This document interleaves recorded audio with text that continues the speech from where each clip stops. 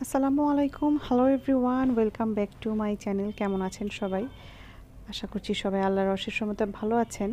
সকাল সকাল এখন বাজে আসলে প্রায় 9টা, সোয়া 9টা। বউ এসেছে, কাজ করতেছে, আর আমি এইদিকে সকালে রান্নার জন্য কিছু আয়োজন করে নিচ্ছিলাম। আর অন্যদিকে সকালবেলা আমি যেহেতু চিয়া সিড খাই, তো চিয়া সিডটা ভিজিয়ে রেখেছিলাম কাল রাতের বেলাতেই। এখন আমি 1 চামচ মধু, অর্ধেকটা লেবু দিয়ে পানিটা মিশিয়ে চিয়া সিডটা মিক্স করে নেব। অন্যদিকে একটা ডিমও বয়েল করে ফেলেছি। সকালের নাস্তার জন্য একটা ডিম বয়েল আর 1 গ্লাস চিয়া সিড দিয়ে মধু দিয়ে ভেজানো লেবু পানি, এটা খেয়ে নেব এখন। আর এছাড়াও আমি মাঝে মাঝে রুটি সবজি বা রুটি দিয়ে ডাল এরকমটা খেয়ে থাকি, তো আজকে অন্য কিছু আর খেতে ইচ্ছা করছে না। চিয়া সিডটা খাওয়ার বেনিফিটটা কতটুকু আমি আসলে জানি না, তবে একটা কাজ করে চিয়া সিড, সেটা হচ্ছে পেটটাকে অনেক ভরা ভরা একটা রাখে, এরকম একটা ভাব থাকে।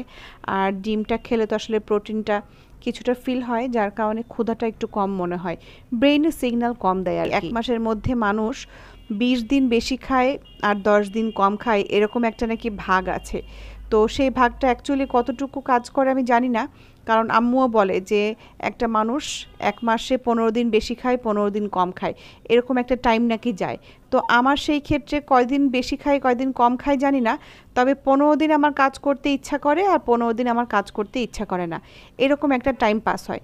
তার মধ্যে আজকে ছিল একটা দিন, যে দিনটাতে কিনা আমার বেশ রান্নাবান্নার একটা তোড়জোড় পড়েছে। আজকে আমার একটু রান্নাবান্না করতে ইচ্ছা হচ্ছিল, যার কারণে ভাবলাম যে ঠিক আছে, তাহলে আমি একটু আজকে বেশি করেই রান্না করি, যেটা যেটা মন চাচ্ছে বা হাতের কাছে যা যা আছে সেটাই করি। প্রথমেই তো দেখেছেন মুরগিটা ভিজিয়ে দিয়ে এসেছি, আর এইখানে আমি এখন আজকে ডিম দিয়ে মুরগি রান্না করব। আমার বাসায় বেশিরভাগ সময়ই দেখা যায় যে আমি মুরগি আর ডিম এটা একসাথে রান্না করে থাকি, কারণ প্রতিদিন বাচ্চাদের ডিমের যে চাহিদা সেটা পূরণ করার জন্য।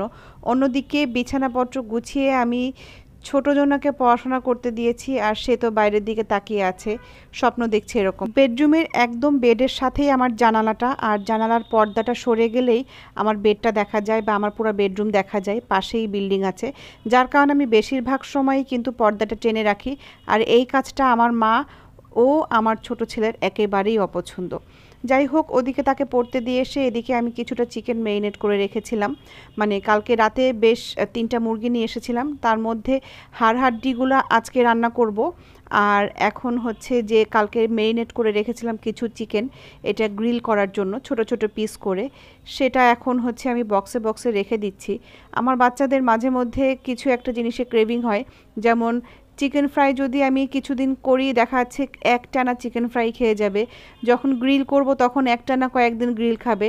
যতক্ষণ না তাদের এই টেস্টটা অপছন্দর একটা জিনিস হয়ে যাবে, ততক্ষণ পর্যন্ত এটা চলতে থাকে। তো সেই রেশিও ধরে আজকে বা এখন চলতেছে চিকেন গ্রিল, বা হচ্ছে আপনি শাসলিক বলেন না কেন, যেটাই বলেন না কেন, অত তো আর রেস্টুরেন্ট স্টাইলে করা হয় না। মোটামুটি আমি আমার স্টাইলে মানে মেরিনেটটা করে নিয়েছি। আর এরপরে আমি এখন একটা বক্স রাখবো ডিপে আর একটা বক্স রাখবো নর্মালে, যাতে করে ঝটপট করে আমি বের করে ভেজে দিতে পারি বা গ্রিল করতে পারি। অন্যদিকে আমি রান্নার কাছেও চলে এসেছি, ডিমটাকে আমি আগে ভালো করে ভেজে নিচ্ছি। আর আমাদের চুয়াডাঙ্গায় কম বেশি এরকম ডিম দিয়ে মুরগি একটা বেশ ট্র্যাডিশন আছে, তবে সেটা বেশিরভাগ সময়ই দেখা যাচ্ছে দেশি মুরগির ক্ষেত্রে হয়। তো ঢাকা শহরে আমি আর দেশি মুরগি কোথায় পাবো, যার কারণে পাকিস্তানি মুরগিটা দিয়ে রান্না করে নিতে হচ্ছে। আজকে মোটামুটি গ্যাসটাও ভালো ছিল, আর মনে হচ্ছিল যে টুকটাক যতক্ষণ পারি আমি হচ্ছে বেশি করে একটু রান্নাবান্না করে রাখি। তো এই যে আমি হচ্ছে কালকের বেঁচে যাওয়া কিছু হাড়হাড্ডি দিয়ে আজকে একটু ডিমটা রান্না করে ফেললাম, এটাতে আমার একদিন হয়ে যাবে, আজকে অ্যাটলিস্ট হয়ে যাবে। আর এখানে আমার একজন বউ আছে, সে মাঝে মধ্যে আমাকে মাছ এনে দেয়, সে আজকে আমাকে অকাজ করে দিয়েছে। এই যে ছোট মাছগুলো নিয়ে আসছে, আর এই ছোট মাছগুলো বাছা খুবই কঠিন হয়ে যায়, কারণ এই ছোট মাছ একটা একটা করে বাছতে হয়, আর আমার এত ধৈর্য নাই দাঁড়ায় থেকে মাছগুলো বাছার।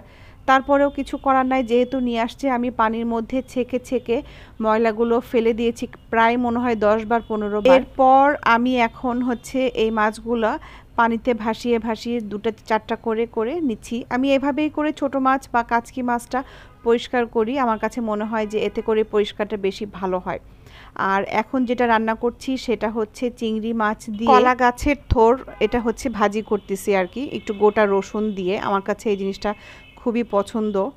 আমাদের সংসারের সারাদিনই দেখা যায় কাজের পিছেই যায়, আর এই কাজটা হচ্ছে রান্নাবান্না, কাটা বাছা ধোয়া রান্না বান্না, এর পিছেই কিন্তু সারাদিন চলে যায়। ঘর গোছাতে কতটুকু সময় বা লাগে, কিন্তু রান্নাবান্না করতে কাটা বাছা করতে আয়োজন করতে লাগে বোধহয় 2-5 ঘন্টা, আর শেষ হতে লাগে মাত্র আধা ঘন্টা। এটাই আমাদের সংসার জীবন। আজকের ভিডিও এই পর্যন্ত। সবাই ভালো থাকবেন, সুস্থ থাকবেন। আসসালামু আলাইকুম, আল্লাহ হাফেজ।